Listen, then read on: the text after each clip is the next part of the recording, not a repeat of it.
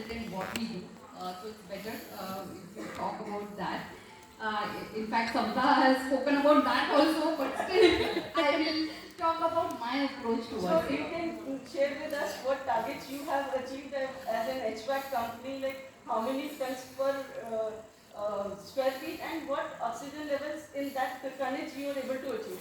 So, Shruti, we are ABP consultant and my expertise is in electrical.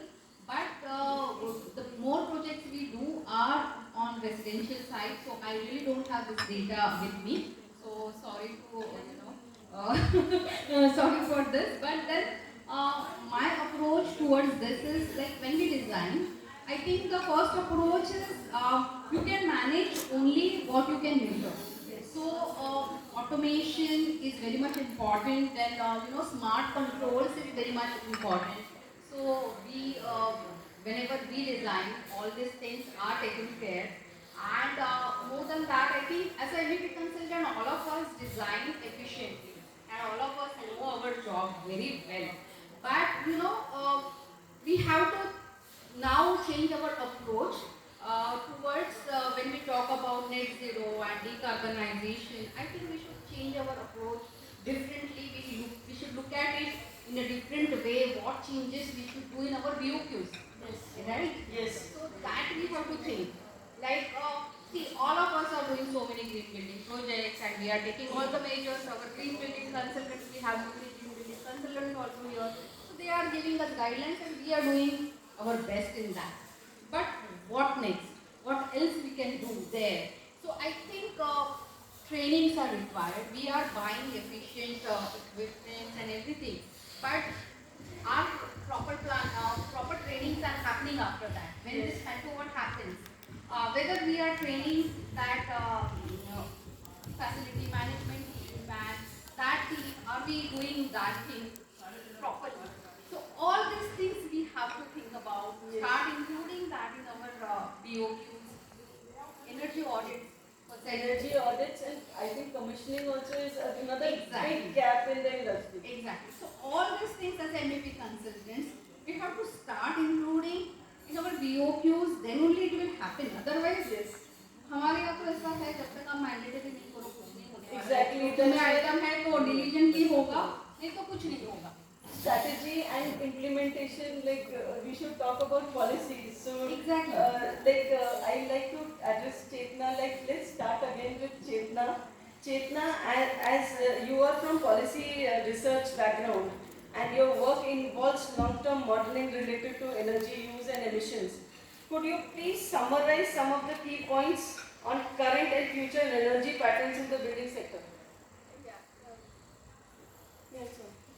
So first of all, thank you to the organizers for inviting me. And it is amazing to see people talk about net zero, because as researchers, we are the ones that go behind and help the government set those targets. So I think it is great that it is being talked about at micro levels at events like these. And speaking of the question now, so I'd like to start with that the building sector globally plays a significant role in the emissions and energy consumption. So to give you some numbers, it is like buildings globally contribute 25% to the energy-related emissions and account for 33% of energy consumption. And when we speak of the Indian scenario, it is like 1/5 of the emissions come from the building sector and it consumes 33% of the energy again.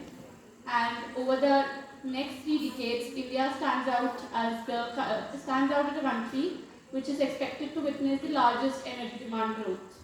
And when we say when we don't apply climate policy goals or any net zero goals, even in a business as usual scenario, we can say that the electricity consumption, the share of electricity consumption in the building sector is anticipated to increase to 59% by 2050.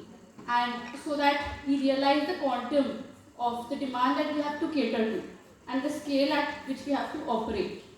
And moreover, the buildings that will exist in India by 2040 have not been built yet. So the residential floor space will increase from less than 20 billion square meters now to more than 50 billion square meters by 2040 in the next 2 decades time.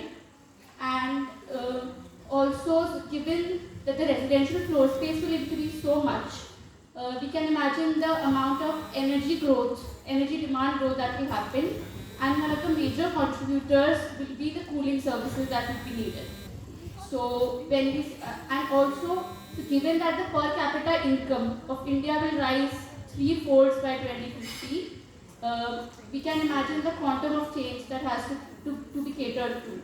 So AC ownership in quantum with the per capita income is expected to rise. In fact, it has already tripled since 2010. So now we have 24 ACs per 100 households, which is like 3 times more than the 2010 levels. And it is expected to increase 9-folds by 2050. This is in a progress as usual scenario stated like we are going in the current trajectory. But when we apply the net zero goals over it that India has to achieve, uh, there will be structural changes also. So for example, for now our cooking needs are currently satisfied through LPG or natural gas. Traditionally they are fire based.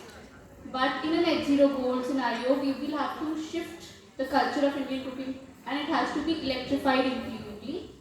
Given that the electricity consumption will rise, we will also have to reduce the intensity with which we are using electricity with respect to the output that the Indian economy is generating. So that is the main point too. So I would say that in order to meet the global climate goals and India's itself own net zero goals, we would have to make additional policy efforts to achieve that.